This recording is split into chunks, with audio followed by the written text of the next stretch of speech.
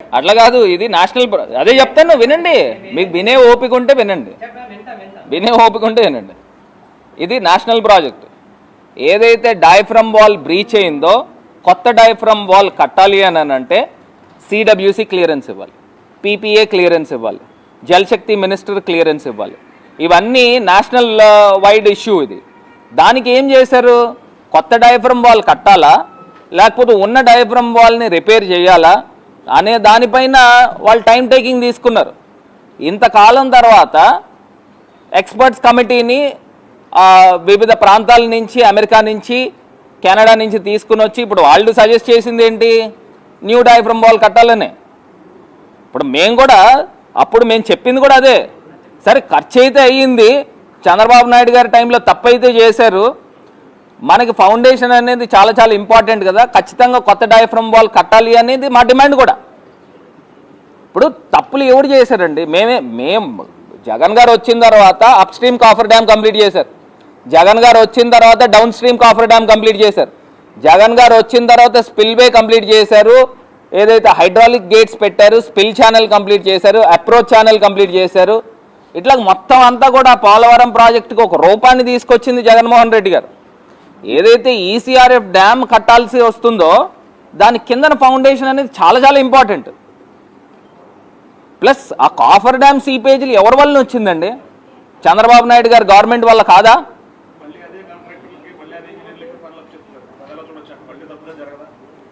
ఇప్పుడు వాళ్ళ ఏదైతే ఎంఈఏఎల్ ఉన్నారో వాళ్ళంతా కూడా వరల్డ్ వైడ్ ఎక్స్పర్ట్స్ అండి, ది బెస్ట్ ఇంజనీరింగ్స్ కిందనే పరిగణనలోకి తీసుకోవాలి, ఎందుకంటే వాళ్ళకున్న ఎక్స్పీరియన్స్కి. కానీ ఇప్పుడు ఆ ఇంజనీర్స్కి ఇవ్వడం వలన ఇంకా స్పీడప్ చేస్తారు, స్పీడప్ చేసి దాన్ని కంప్లీట్ చేస్తారు. ఇవాళ వాస్తవాలు ఆంధ్రప్రదేశ్ ప్రజలందరూ కూడా గమనించగలరు.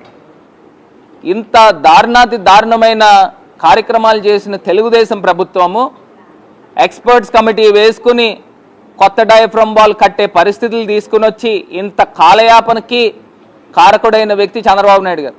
నిజంగానే కనుక ముందర up stream down stream coffer డ్యాములు కట్టేసి ఉంటే ఈ పాటికి పోలవరం ప్రాజెక్ట్ కంప్లీట్ అయిపోయి ఉండేది.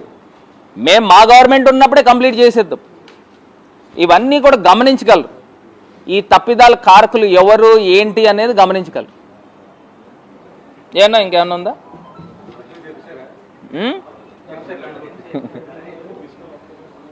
మీరు ఏమన్నా అడగాలంటే అడగచ్చు.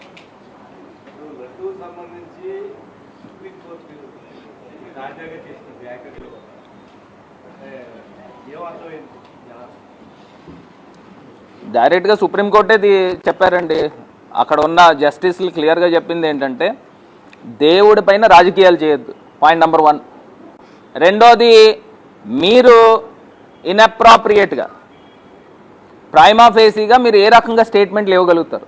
హైయెస్ట్ కాన్స్టిట్యూషనల్ బాడీ కిందన మీరు చీఫ్ మినిస్టర్ కింద ఉన్నప్పుడు మీరు ఏ రకంగా ప్రజల మనోభావాలతో సంబంధించి మీరు ఏ రకమైన స్టేట్మెంట్లు ఎందుకు ఇచ్చారు?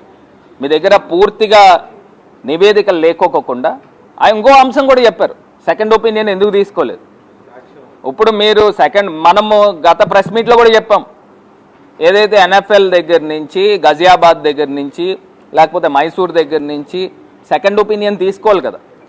మీరు ఒకే కాంట్రాక్టర్ని ఎందుకు మీరు శాంపిల్ పంపించారు? మీ దగ్గర ఉన్న వెండర్స్ అందరు శాంపిల్స్ పంపించాలి కదా.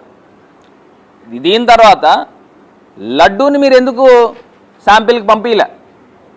ఇవన్నీ ప్రధానమైన అంశాలు కదా.